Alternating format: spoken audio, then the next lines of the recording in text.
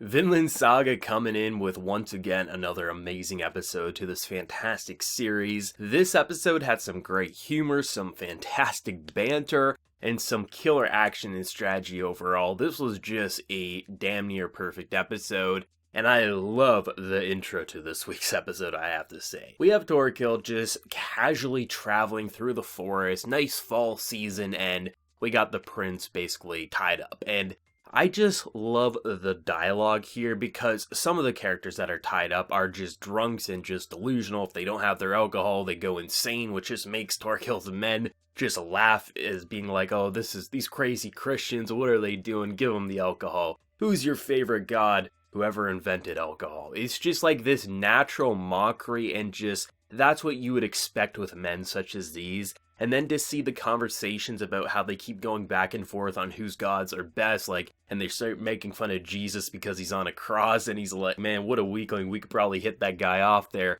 And then comparing their gods, like, what do you prefer, the Asgardians to the Christianity, like, who's better? And it's just this big old mockery, and you can tell how pissed off people who are in chains are. But then you just see all of the Vikings and just how much fun they're having, just pondering and just how great the Christians are for the females and how innocent they look. But then, it's like, yeah, but their gods kind of suck. We got the better gods. And it's just like, it's a conversation you just can't have unless you're in this time period. But it was incredibly interesting and entertaining, especially because you just see this beautiful scenery. And I have to say, this probably had some of my favorite scenery in Vinland Saga to date. I love the fall aesthetic. I love fall season in general. It's my favorite season. Trees changing colors, the leaves coming off, and just seeing how they're just kind of relaxing, walking down a road. Like, you knew they were either going to get ambushed or they'd have to go ambush someone. You knew it wasn't just going to be casual talking forever, but it was hilarious and so entertaining to see this beautiful aesthetic as you're watching prisoners and their captors just casually discuss which religion's better as they mock each other. It's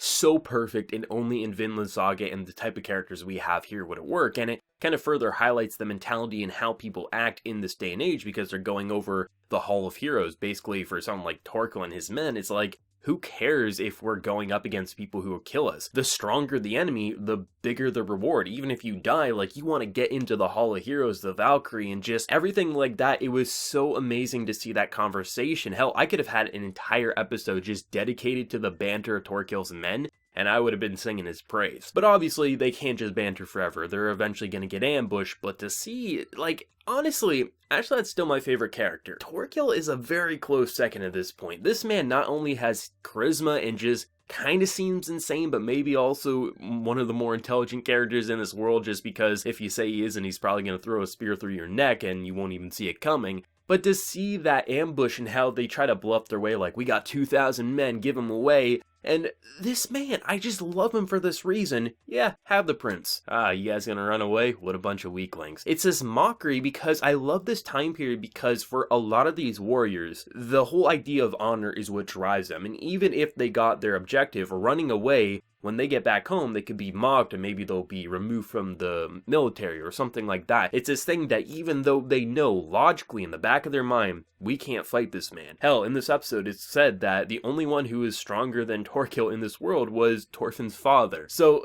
to go up against him alone shouldn't be doable. But to have his men backing him, this is something that they all realistically know they shouldn't charge in. But the more he mocks and the more he gets them riled up, the battle that he wants happens. And to see the bloodshed, this honestly felt like a tornado. When you really see Thorkell go through, you're seeing arms and limbs and heads just go flying, and it's like, this man is ridiculous. You think his personality is completely overboard, out there bombastic, and then when you actually see his combat, it perfectly matches him because he's just a force to be reckoned with. Hell, he can be swinging around a log when everyone else is using swords and spears. It's hilarious and so badass to see what he does and then to see the men overall. And it was really fun watching that because I wasn't sure what was going to happen. We knew we had Askeladd and his men wanting to counter this, but I was curious how they would incorporate themselves to this battle or if they would even get there in time for this specific battle. And to actually see the sabotage and dirty play of Askeladd, I just love it. The idea of burning and smoking them out, which they can't tell who's who. I mean, for Thorkell, I don't think it would really be a big deal, but for someone who's trying to protect the prince, that is something that's pretty severe. And I love how it's not about like them defeating them honorably and things like that, because there's different mentalities and how people want to fight. And then for someone like Askeladd, it's just about getting the job done. If he has to kill Thorfinn to do so, he does so. He doesn't care as long as he gets that W. That's kind of his mentality here. And I love how they send Thorfinn in after soaking him in water so he wouldn't catch a flame. Can't say the same for his horse, and to actually see that entire conversation after some pretty badass moves, I have to say. I love how they actually animated Thorfinn in that whole knife situation, because, you know, you got this kid who pops up, and every time he pops up, the people who've never met him, it just looks like a kid, like, what's this dumb kid doing here? Oh, he wants to battle? Okay, and then they transition in such a way that you don't even, like, did he disappear? Did he get powers? Oh, no, he just quickly moved and stabbed him in the neck. It was so crazy to watch that play out, but then when you see the big man in charge get his conversation, I love that, because, you know, on one hand I was like, I can't wait to see him kill all these men, but when we saw Thorkell come in, I was like, you know what, screw the combat, let's see where this dialogue goes. And that entire sequence was amazing, especially because he starts name dropping his father, name dropping his mother, and then just the realization for Thorfinn that this was someone who he very much knew. Like, his father knew this man, whether he was friends from his eyes or not, it remains to be seen for Thorfinn. However, it was so fun to see that name drop, because Thorkell is a character who could easily have fought Thorfinn in this episode. He easily could have won more than likely, and he easily could have took back the prince. But for him, it's all this game for him. He wants honor in the battlefield of something that's challenging,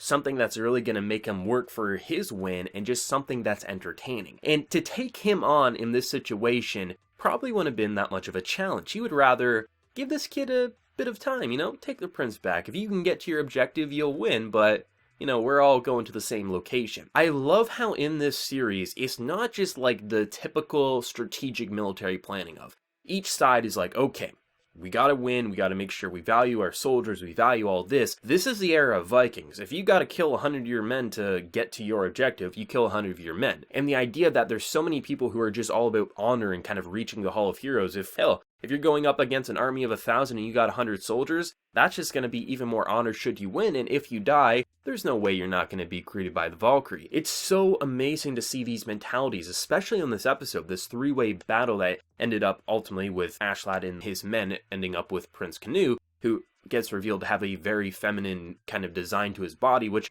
I guess would probably indicate why he always keeps his helmet on and why he maybe is a bit of more of a mockery, because seemingly he doesn't have to fight, he kind of gets protected, and I guess his men probably think, oh, he's a coward, he's just, you know, he should be the princess. It would fit for this mentality and time period quite well, but it is nice to see how the resolution came to be, because it's not just like someone like Thorkell pulled back because he's like, okay, we gotta make sure we got more content in the future. No, we've seen what type of man he is, and we've seen just what he fights for. He got disappointed when the enemies retreated. Like, he wants the battle and he wants to struggle, and the more of a struggle someone gives him, the more interesting it is for him. And it's gonna be quite interesting to see how Askeladd and company get to their objective, because it's going to be more hardships for sure, but I love how this is such a complex situation that in most cases, Askeladd would be punished, because, I mean, look at what he did. He killed a lot of men, kind of scattered a lot of the men, but the only reason the prince is currently still alive, whether his bodyguards want to admit to it or not, is because the forest was burning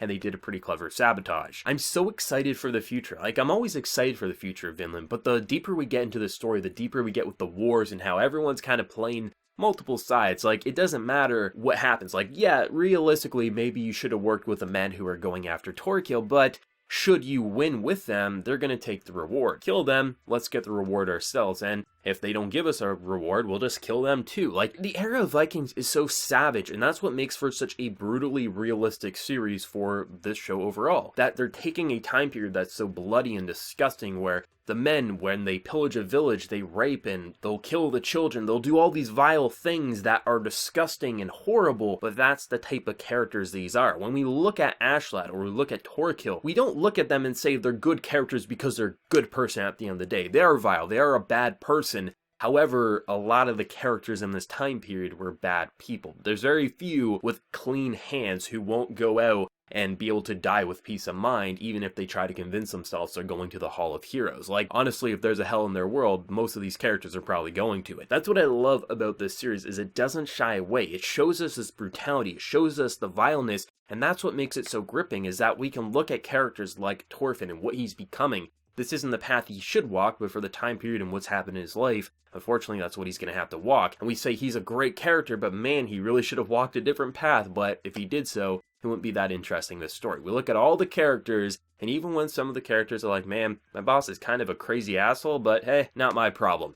These characters and this war and this time period in general is so fantastic, and I'm so glad to see that it's getting the treatment it deserves to bring to life such a brutal time period and not shy away from a lot of the grotesque details and really make us walk out saying, God damn, Vinland Saga, it knows what it's doing, and you understand why this was such a hyped up series for so long, for so many people saying, please give this an anime adaptation. Overall, fantastic episode, definitely my favorite aesthetic for the episode, love the fall scenery, and when we get those flames, it looks goddamn beautiful and just savage, it looks brutal. To see those flames and the trees just take over people, I love this series, I love this episode in general. What did everyone think? For manga readers, anime originals, whatever you're feeling, let me know down in the comment section below. If you did enjoy this video, be sure to drop a like and also hit that subscribe button if you happy new. So until next time everyone, please take care and have a good one.